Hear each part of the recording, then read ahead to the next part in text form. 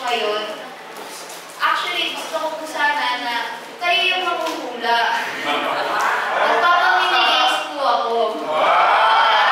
Ano po, ang price po, Toblerone po. Ano po, hindi ko malaki. Ano po, sponsored po ni Mama Trey. Sabi ko mga sa mga tops lang. Si Mama, thank you po.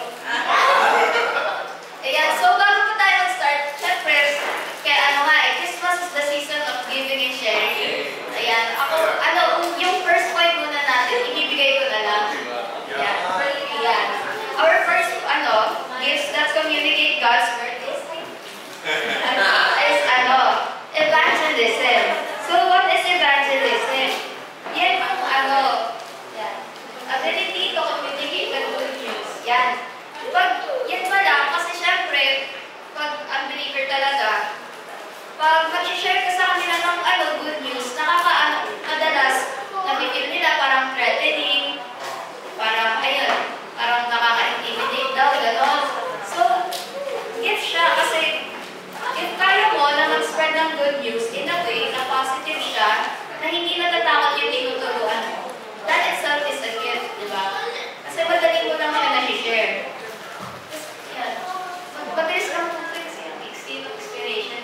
So, diretso na tayo sa point 2. Yan na, magpupula na po. Ano na lang po, taas na lang. Kamay, yan. Parang kilala po yan. Ano po yan? Action word.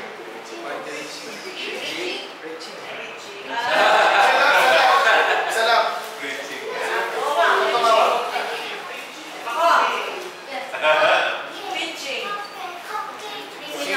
Sino sumagot? Ako ba? Preaching po. Wow, dalawa.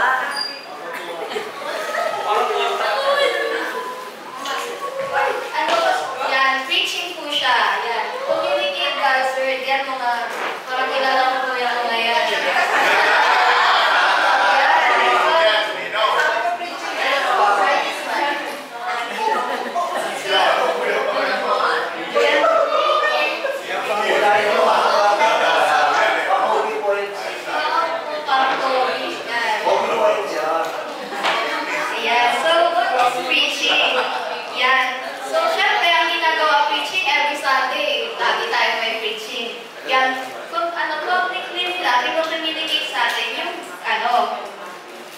God's word in an inspiring way. Kasi, inspiring way. Siyempre, ako, na-inspire ako. Siyempre, tatay ko yan eh. Sa talingan mo, sina Tito, yan si Pastor. Ano yan, it's a gift. Kasi, nakapag-communicate sa atin. So, yan, point number 3 naman. Yan, taas na lang din po ng kamay. Kilala ko din po yan. Sherry. 7 letters lang.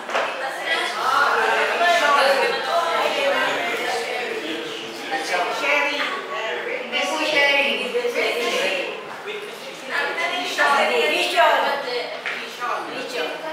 Mission daw. Si Mama Wen. Yes.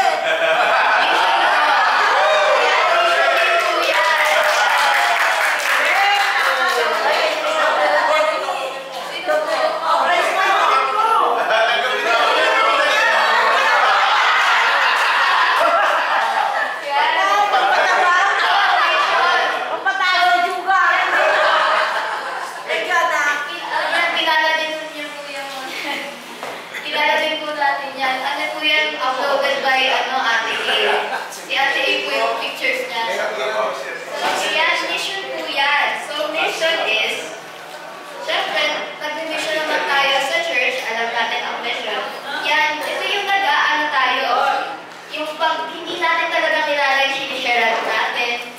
Madalas siya medical mission. Kasi Ate O, gawal dyan eh.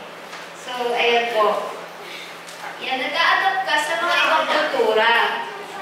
Kasi, yan,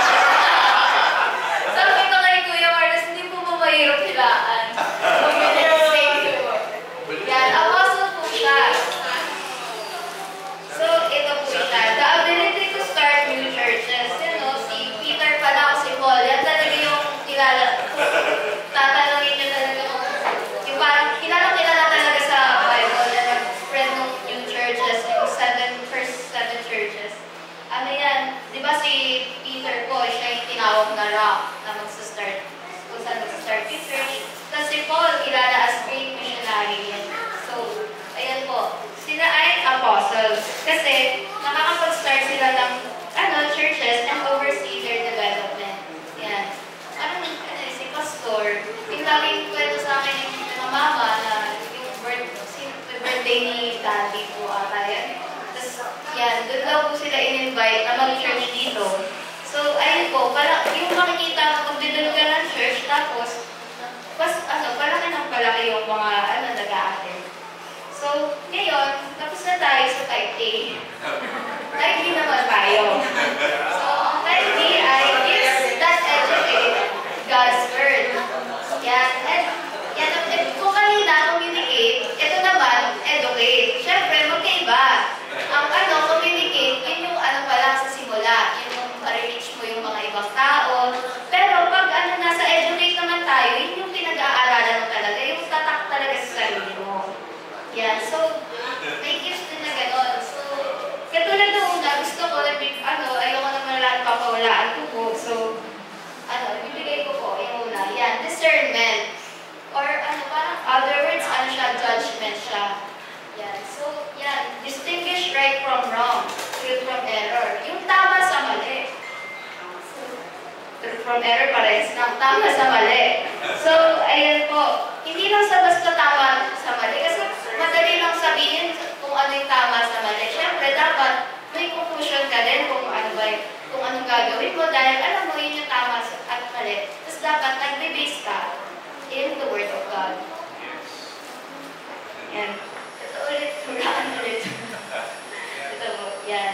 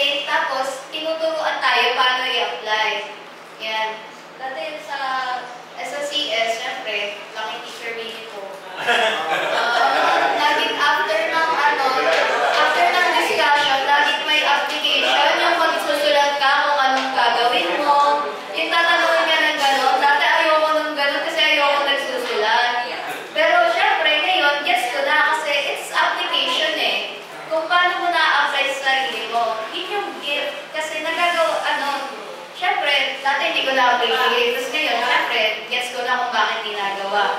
So, ayun, it's a gift kasi nagtuturuan mo yung others. Hindi lang sa basta na-explain mo, na-apply ka sa buhay. Yan. Ngayon, medyo iba yung may tatlo pa tayong points. Ngayon, medyo hindi na po tayo perfect one word. Iba naman po, dahil Christmas is the season of giving and sharing. Nag-give na ako. So, ngayon, gusto ko naman po makarinig ng sharing.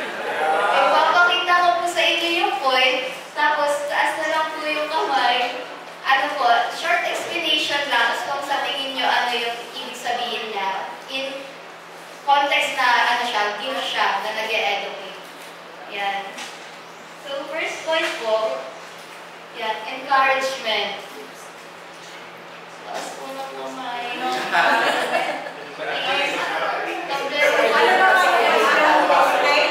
Opo. Share lang po. Encouragement. Ay, naku po.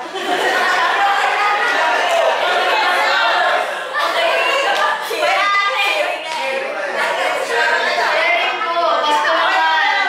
Regalo nyo lang po sa akin. Encouragement po. Sa encouragement, more on parang pinapalakas mo yung loob ng tao. So, sa akin, more on sa experience ko yung naalala ko yung pag sa seminary may mga estudyante na kunyari kapos sa pera during that month. So, ang encouragement namin is lulutuan namin sila as a group para maramdaman nila yung sense of community at mapalakas yung loob nila. Si Pastor. Ay, may point ka na po. Sige.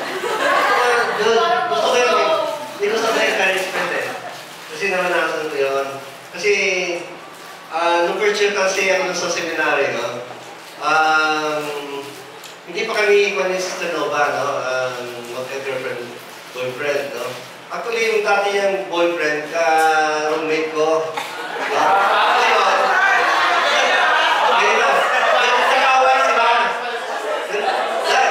Nag-aaway sila, no? Kasi ayaw talaga si Sister Nova na eh.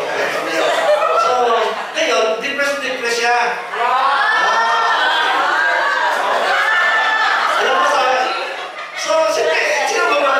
Sino mag-encourage sa kanya? Alam mo, yung isa kong kasama ng taga-Amerika, si Sir Pastoral, Church Patereno, doon sa Amerika, churches. Kami dalawa nag-encourage sa kanya. Depression. Ano sabi namin? Huwag mo isipin yan, hindi ka mahal nung.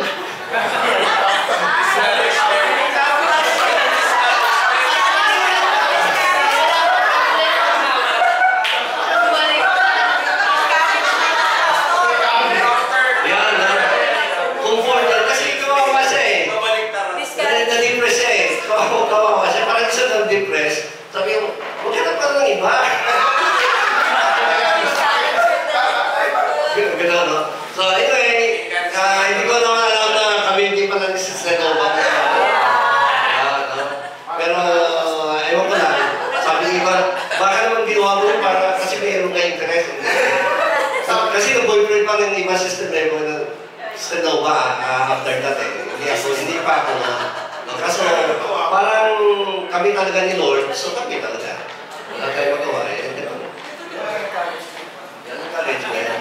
Encouragement ka po po.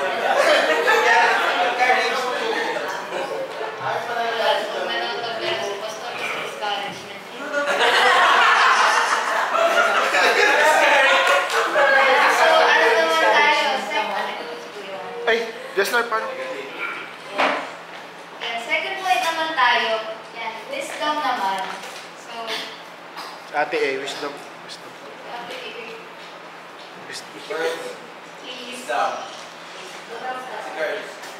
please. Wisdom, okay lang, malakas naman yung yung wisdom parati is the application of knowledge parati. Common niya na tingnan. Pero for me, wisdom comes from the Lord. Kasi to have wisdom, it means that you are someone who knows kung ano ba yung tama na willing na naka-align sa Panginoon. Ang isang example is, tulad ng encouragement to educate other people. There are times na may mga tao, they would come to you asking for advice sa buhay. Tulad nga nung kwento ng pastor, yung sinabi ng pastor, na hindi ka naman mahal mo. That comes in a sense of wisdom. Kasi nga, yung tao, hindi niya nakikita, si Tita Nova, at that time, hindi niya nakikita na clouded yung judgment niya by emotions, feeling niya, mahal siya ng tao yun, pero pinuwanan siya, inaaway siya parati. So, very clouded yung kanyang judgment. Pero nung dumating si pastor, pinaliwalag na hindi naman siya mahal nun, nagkaroon siya ngayon ng enlightenment. So, nag-move si Tita Nova. She found her peace, diba? That is a form of wisdom na kahit, ano yan eh, there's a difference between being nice and being good. And under nun yung para sa akin yung wisdom. You can always tell people nice things. So, pwede mo sabihin, ang ganda ng damit mo, Ate Sarah, pero mahirap mong sabihin sa isang tao, pagkita na yung cleavage niya, tsaka yung maliit na maliit yung damit niya, sabihin mo dun sa babae na, ang pangit ng damit mo, hindi mo kaya sabihin yun. But that's the good thing to say. And that's the wise thing to say. The same siya, pagsabi ng isang advice from God. Very important yung wisdom. You can say things na magandang pakinggan, pero it would lead them astray. Walang wisdom doon. But if you have wisdom, you would not lead them astray. You will lead them back to God. So ayun po yung para sa akin. Wisdom to educate others. Yun nga, so yung next naman po, knowledge medyo, ngayon ko lang nag-isip sa parang ang hirap, kasi parehas wisdom, knowledge, sa Tagalog, isa lang yan eh, kaalaman. So, ibigay ko na din po ito. So, ano po, di ba sabi ko kanina ni Kuya Chester, ang wisdom po is yun nga, yung makikita mo sa totoong buhay, tapos ma-apply mo. Yan, ma-apply mo yung wisdom mo. Pero ang knowledge naman, medyo iba siya. Kasi, ano po, so ang knowledge po, ito naman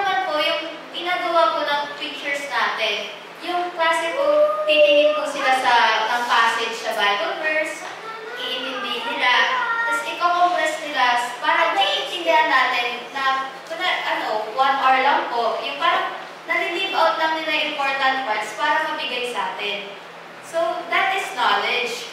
Yung gift mo na pagbibigay sa others, yung word, in a way na, ano siya, yung important lang, para madali maintindihan ng mga nasa church or yung believers in general.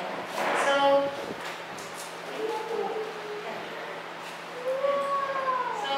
yun na po yun. Thank you!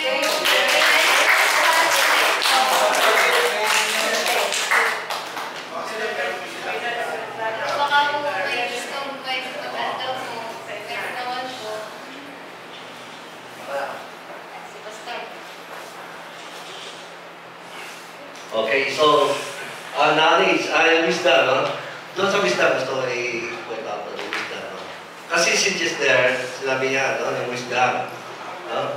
Kasi marami na kaming tinuro sa kanya ng knowledge, na paano mag-girlfriend, no? Ganito gagawin mo, no? Pero hindi pa niya ina-apply yung wisdom. Ayun pala yun. Kaya, Jess? Alright, no? Pero anyway, yung wisdom talaga, no? Na, of course yun, no? Na, yung wisdom galing sa Panginoon, yung Christ-likeness character, no? Yun talaga, no? Christ-likeness character, yun ang wisdom sa Panginoon. Kasi yung wisdom ng word is, ano ba yun? Jealousy, di ba? Jealousy. Tingnan mo yung mga mag-jowa, no? Mag-boyfriend, girlfriend, na hindi priority si Lord, laging away, selos. Kasi yun ang wisdom ng word. Yun ang sinasabi ko. Diba? Pero kung pure wisdom, no? Pure na love, ay, hindi ka ma-insecure, no? May meron kang sense of security na sa Panginoon. Diba? At yung pure na love, no? Mayroon kang purity, yan. Alright? So yun ang tinatawag natin na wisdom that comes from God. Yan. No? So, wala na. Pwede ka na. Amen. So, bumalik po tayo sa ano. Preaching, di ba po, inspiring way. So, yan so, kaya si Daddy po yung mag-pray.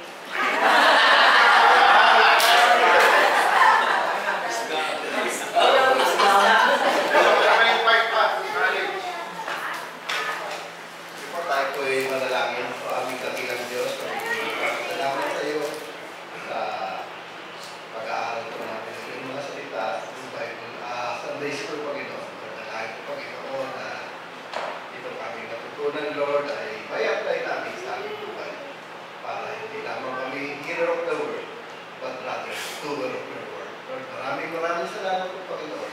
Pagpalain po ang bawat isa, Panginoon, at tunay na ma-experience namin ang joy ng Christmas sa pagkakataon na ito. Maraming salamat, Panginoon. Salamat na langit. Ang pangalan ni Jesus. Amen.